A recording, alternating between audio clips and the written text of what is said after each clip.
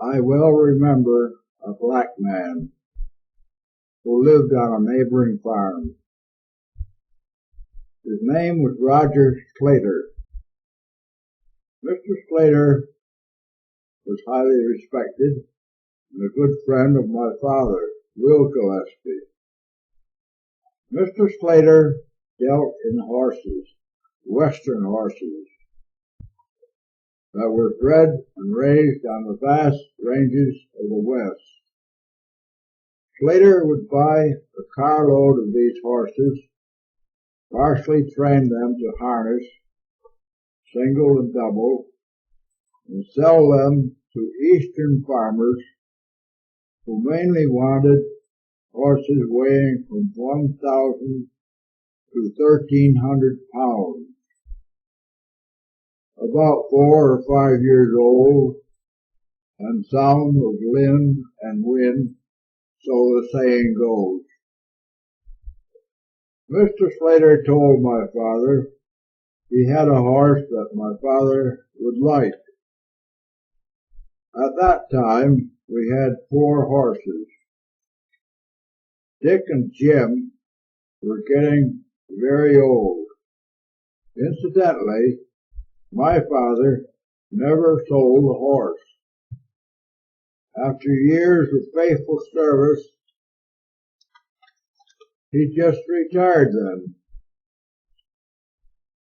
Rosie was a young bay mare, and Maud was a middle-aged white mare. So we did need a new young horse, suitable for farm work or to hitch to a buggy. So Mr. Slater did sell us the horse, which for obvious reasons we named Roger.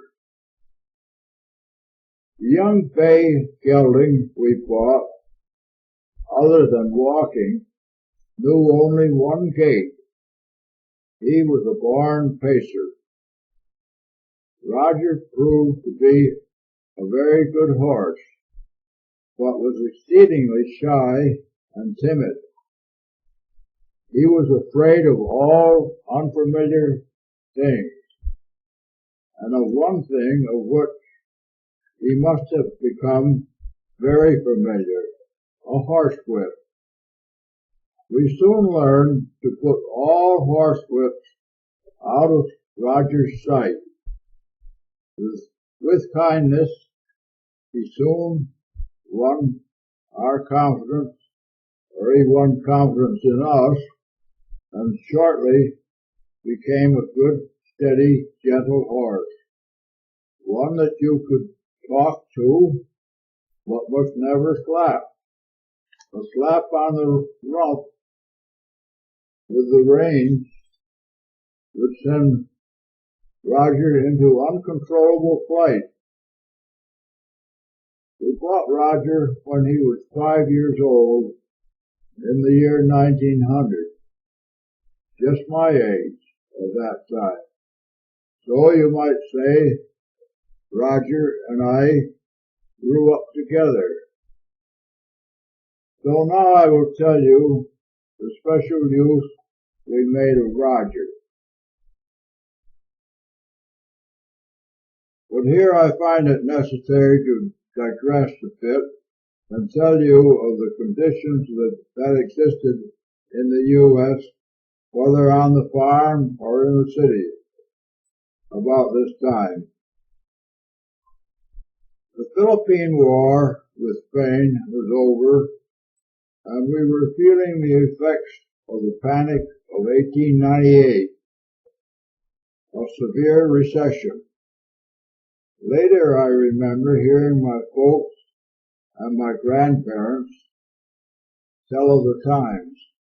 Money was scarce or non-existent. Potatoes sold for 8 cents a bushel, and all farm products correspondingly low in price. So the farmer would exist by the barter system, exchanging his produce for things he couldn't grow on the farm. about the year 1895, the year I was born, my father was selling his milk from his dairy to a man named Saunders, who paid father 1.25 cents a quart. At that rate, 100 quarts of milk would bring Dad $1.25. Think of that, 100 quarts of milk for $1.25. Mr. Saunders would take the milk to Fulton and sell it to his customers for 4 cents a quart.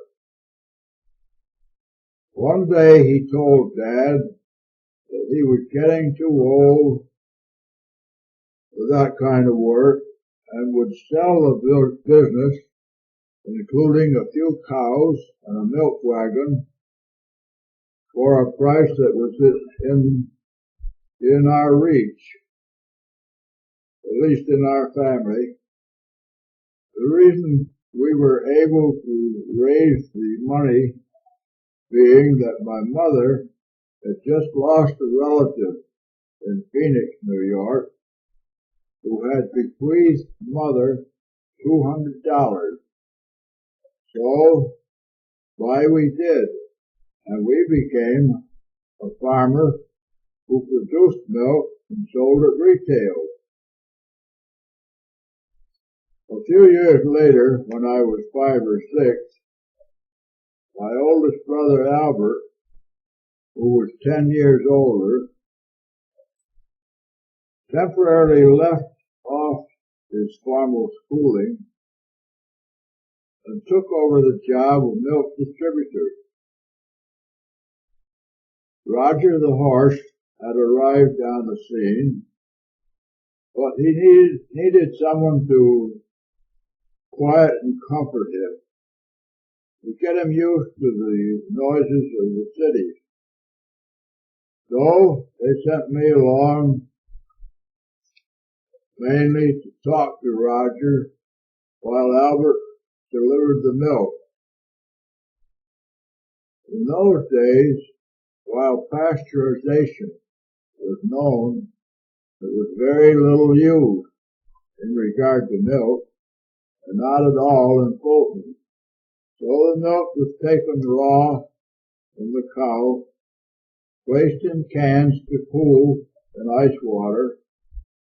We had our own pond, produced and stored our own ice, and we carried a large tank of ice water in the milk wagon, since raw milk sours very quickly. The milk was dipped from the large cans in the tank to small cans that were known as delivery cans.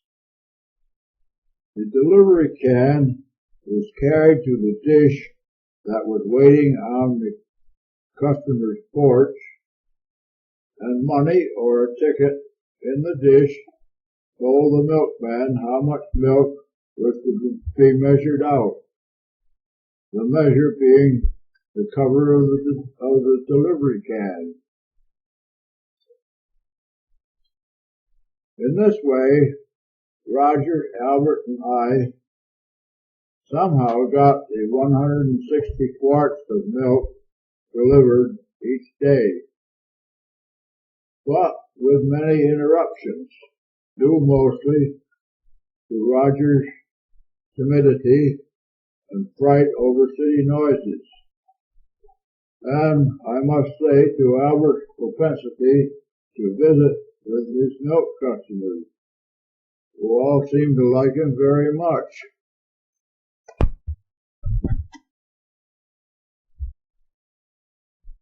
Brookdale Dairy was a name printed in large golden letters on the milk wagon.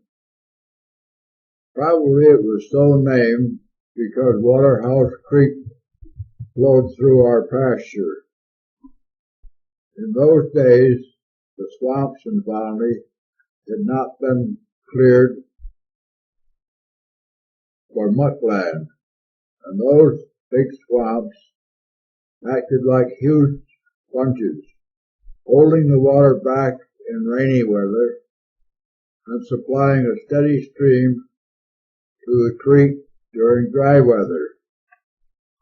In spring weather, swarming fish like northern pike, suckers ran up the creek, and all summer long fish like sunfish and bullheads were plentiful. In favored spots, trout could be caught. My grandfather, John Gillespie, had bought the farm in 1867 when my father was 7 years old. Since the farm bordered on Fulton, my grandfather was well known in Fulton. He was a trustee of the bank and attended the Presbyterian Church there in Fulton. In fact, he was very instrumental in building the present Presbyterian Church after a fire had destroyed an earlier one. By the time the new church was decided on, my father and mother were newlyweds, without much capital, so father went to Fulton each day with his team, Dick and Jim, pitched them to a scraper, and dug the hole which is now the basement of the present Presbyterian Church. This was father's donation towards the new church. So by the time the milk route was started, my father and mother were well known in Fulton. Soon along with the milk going to Fulton were eggs, vegetables in season, and during the spring flush, mother made butter and cottage cheese. For some reason, the bulk of our milk customers seemed to be on 1st, 2nd, and 3rd Streets on the east side. Roger, by this time, had adapted himself to the usual clamor of the city, like dogs barking, the big ice wagon, tinware wagon, and even the horse-drawn trolley, which ran up and down 1st Street. But 2nd Street was a different story.